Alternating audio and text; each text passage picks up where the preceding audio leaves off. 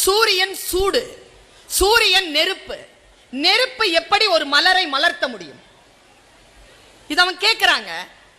நான் சிந்தனைக்காக சொல்லுகிறேன், உங்களுடைய மனதை விரிவாக்கிக் கொண்டு இதை உள்வாங்கிக் கொள்ளுங்கள்.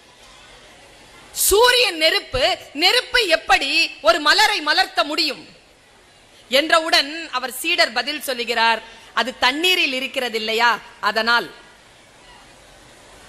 குளிர்ச்சி, தண்ணீர் குளிர்ச்சி.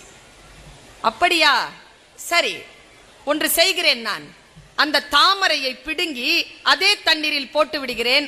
நாளை காலை சூரியன் வரும், அது மலர்கிறதா என்று பார் என்றார். இல்லை, அது மலர்த்தவில்லை, அந்த தாமரை அழுகி போனது.